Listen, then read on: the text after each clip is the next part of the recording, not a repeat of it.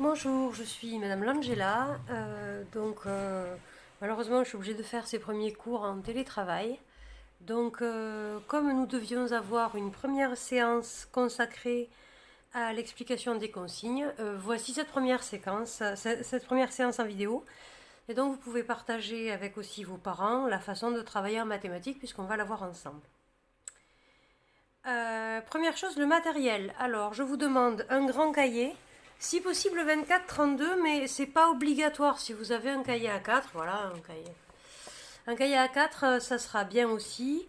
24-32, c'est plus pratique pour vous parce que vous pourrez inclure dedans les polycopiés de cours que je vais vous donner.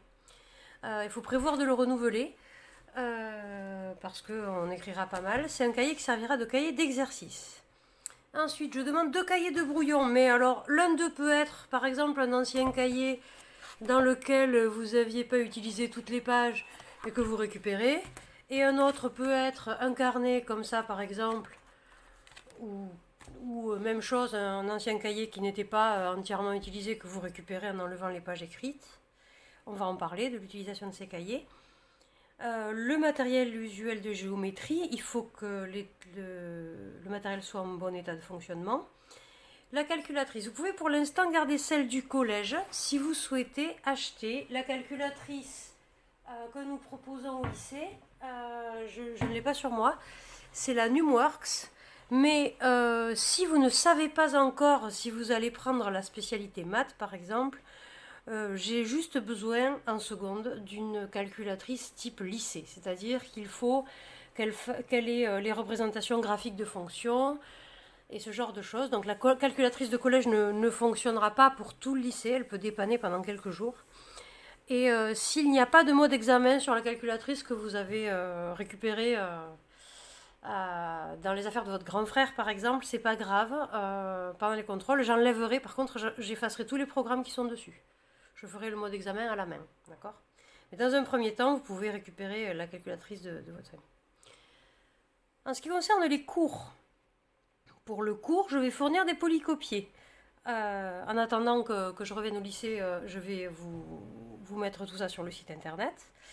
Donc, il y a un site internet, c'est très facile de le trouver.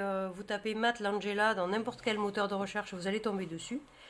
Et sur ce site internet, je vais mettre les corrections de certains exercices, des devoirs surveillés, des TP, voilà, beaucoup de choses.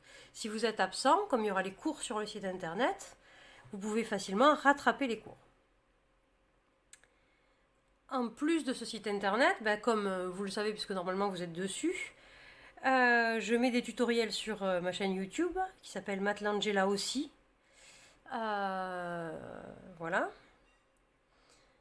Ensuite, voici les consignes de travail, c'est-à-dire comment on travaille vraiment en mathématiques. Quand je vous donne un exercice à faire d'un cours pour le suivant, il est obligatoire de traiter toutes les questions. Ça, c'est vraiment très important. Parce que ce que je veux vous apprendre à faire, c'est je veux vous apprendre à chercher.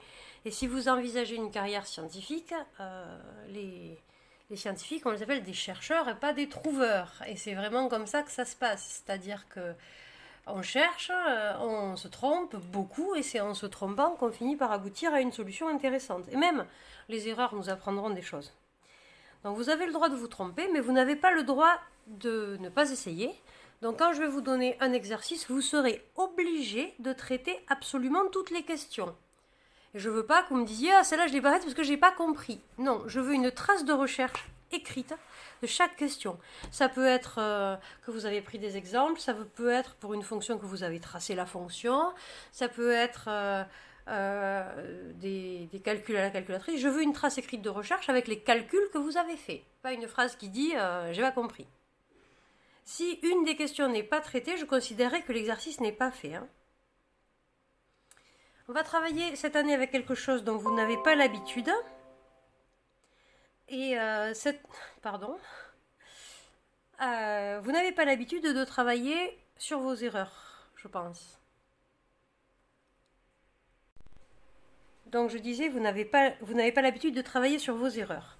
Donc je vous demande de faire toutes les questions, même si vous vous trompez, et même surtout si vous vous trompez, parce que vos erreurs, ça va être la matière première sur laquelle on va travailler cette année. Parmi les 2 cahiers de brouillon que je vous ai demandé, là, j'ai dit, il y en a un qui peut être un petit carnet. Moi, pour les erreurs, j'aime bien avoir un petit carnet.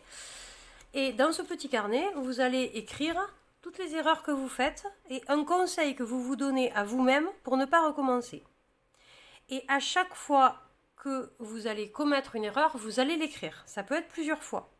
Et c'est comme ça que vous allez apprendre. Par exemple, quand vous dites « quand je développe, attention aux signes ». Si vous faites l'erreur 18 fois, vous l'écrivez 18 fois. C'est comme ça que votre cerveau se rappellera de « quand je développe, je dois être vigilant ». Et donc, ça va vous obliger, votre propre cerveau, en fait, vous rééduquez votre propre cerveau à être vigilant aux moments qui correspondent à vos points faibles. Et donc à vous corriger. Il n'y a que vous qui pouvez faire ce travail, ça peut être que individuel. Ce cahier d'erreurs reste dans le cahier de mathématiques, vous le complétez en classe au fur et à mesure de vos erreurs, soit des erreurs que vous avez faites dans un exercice qui était à faire du jour pour le lendemain, soit des erreurs que vous faites dans un exercice qu'on cherche en classe, mais vous le complétez au fur et à mesure.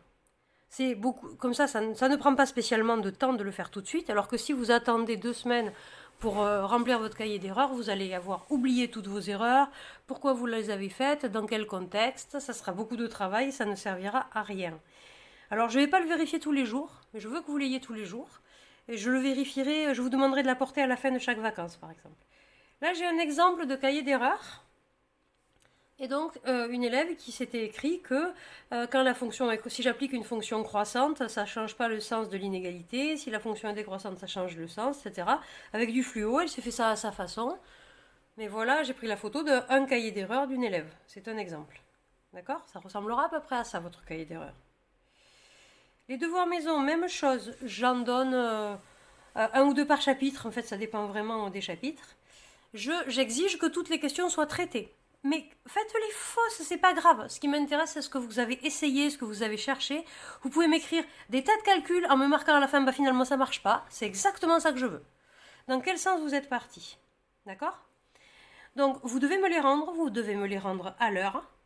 Et vous devez les avoir fait vous-même. C'est pour ça que je ne vais pas les noter. Parce que si je commence à les noter, je sais que certains les feront faire par leur papa, leur grand frère ou leur prof particulier. Et ça n'aura plus aucun intérêt. Parce qu'il n'y aura pas d'erreur, et ce qui m'intéresse, c'est les erreurs.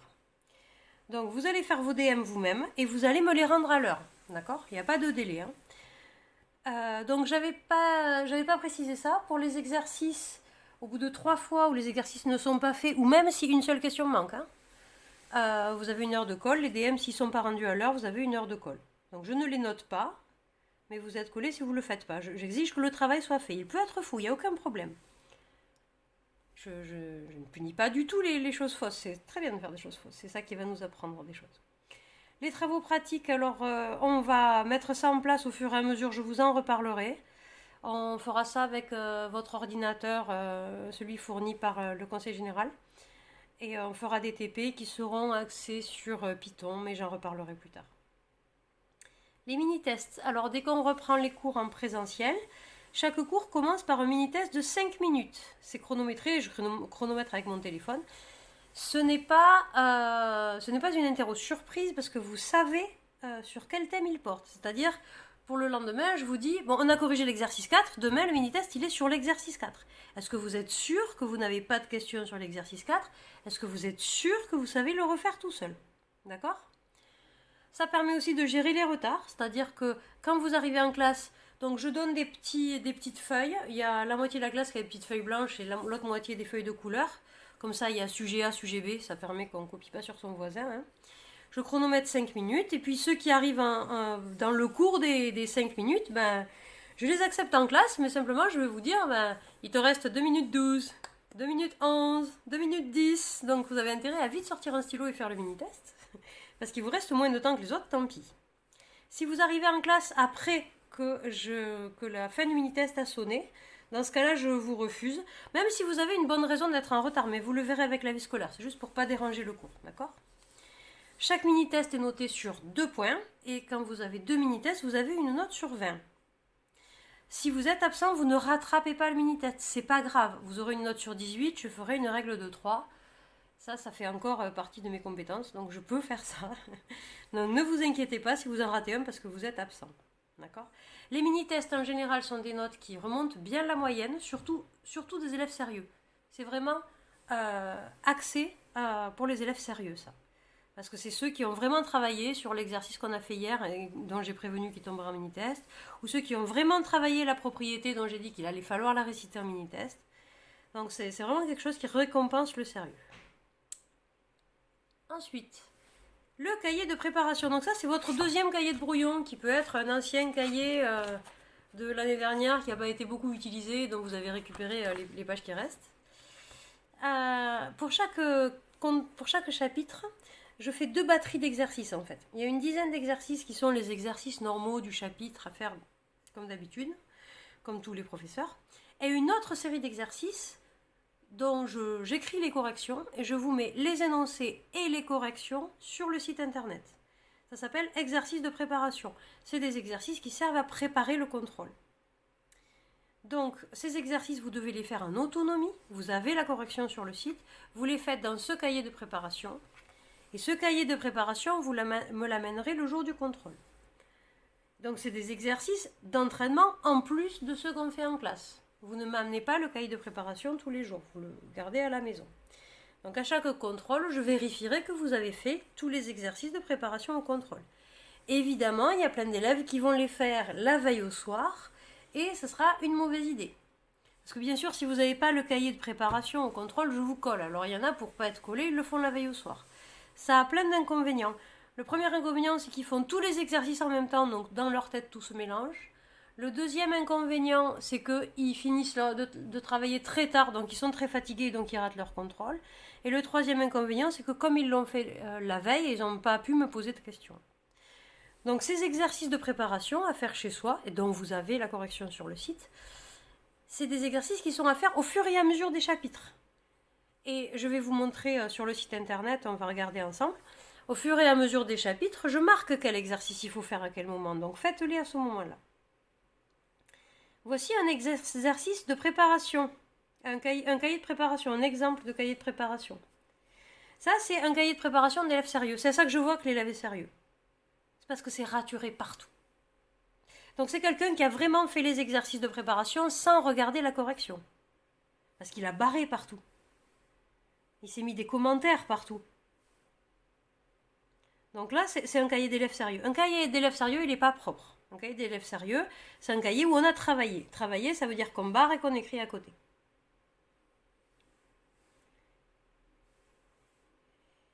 Alors, les devoirs surveillés. Les devoirs surveillés, je vais en faire à peu près toutes les 3 semaines. Je vais vous envoyer un planning. Et donc ça fera à peu près 3 par trimestre. Ce n'est pas à la fin d'un chapitre. J'essaye d'avoir un rythme de travail régulier. Et on fera l'EDS sur ce qu'on a vu en classe. Et si on est au milieu d'un chapitre, c'est pas grave. On fera que la moitié. Il y a que la moitié de ce chapitre qu'on aura vu qui sera au programme. Ce ne sera pas grave du tout. Aucun prêt de matériel n'est autorisé, d'autant plus avec les conditions sanitaires qui nous sont imposées cette année. Aucun prêt de matériel entre élèves, même pas du blanco. Et vous ne vous en prêtez ni en classe, ni en devoir surveillé. Chacun doit apporter ses affaires. Vous êtes au lycée, vous devez être autonome. N'oubliez pas à chaque DS d'apporter le cahier de préparation, parce que c'est là que je vais le vérifier. Les exercices de préparation, donc, ils sont listés dans votre polycopier de cours et sur le site internet, si jamais dans le polycopier de cours je les ai oubliés. Et si vous êtes absent en devoir surveiller, en contrôle, ça par contre vous allez le rattraper dès que vous reviendrez en classe. Donc pensez à amener votre cahier de préparation. Mais vous rattraperez les contrôles. Et les corrections de contrôle, je les mettrai en ligne sur le site, même si j'en ferai des commentaires en classe, évidemment. À propos du site, donc on va regarder ensemble.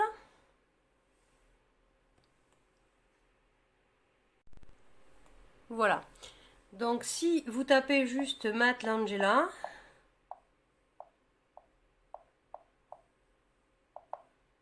dans n'importe quel moteur de recherche, vous allez tomber, donc ça c'est le site internet où il y a les cours, et ça c'est la chaîne YouTube, d'accord?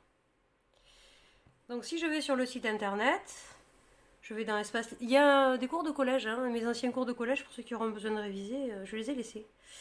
Espace lycéen, donc vous allez voir le cours de seconde. Et là, vous avez... Bon, je vais peut-être les modifier, les cours, hein, ça c'est ce que j'ai prévu de faire, on va voir.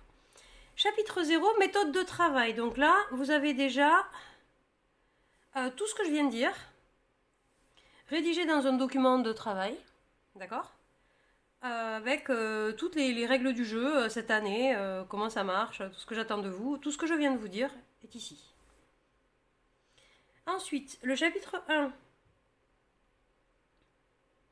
Et là, vous avez le cours. Donc si vous êtes absent, tout le cours est là.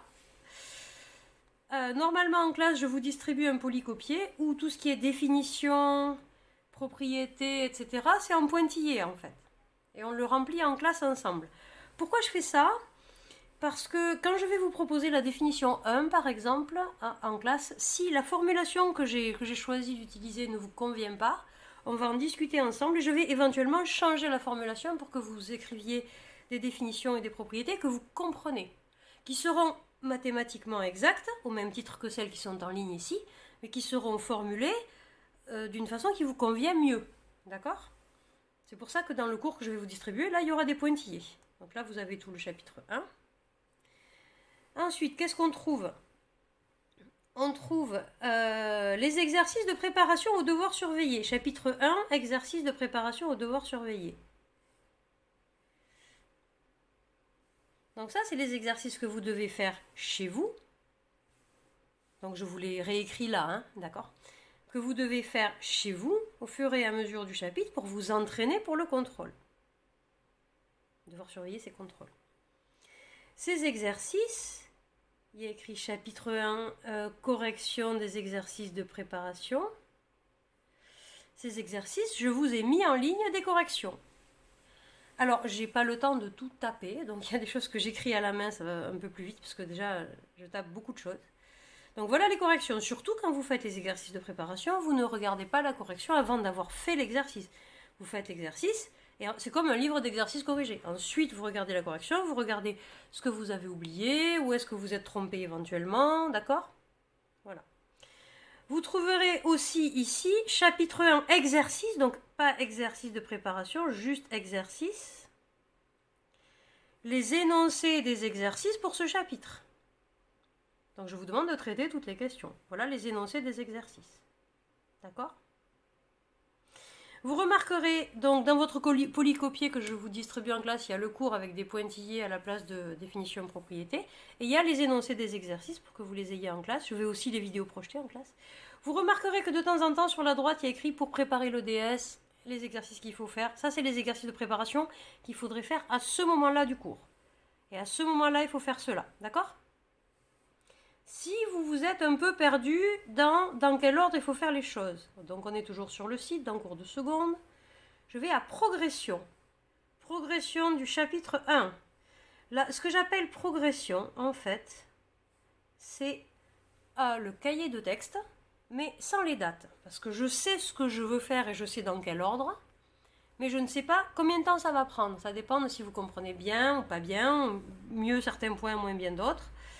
Donc voilà, et là, dans cette progression, vous avez la liste de tout ce qu'on va faire et dans quel ordre. Et vous avez les exercices, et vous avez les exercices de préparation qui apparaissent ici.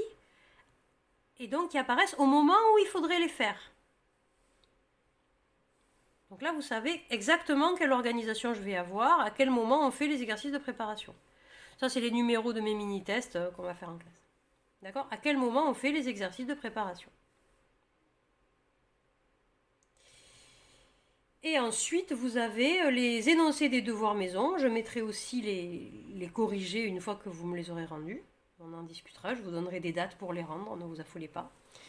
Et des sujets des corrigés de TP dont on parlera quand vous aurez l'ordi, etc. Donc voilà pour le site. Il y a tout ce qu'il faut et on va se servir de ça toute l'année. Mais je vous demande de respecter les méthodes de travail que je vous propose parce que c'est comme ça que vous allez progresser. Voilà.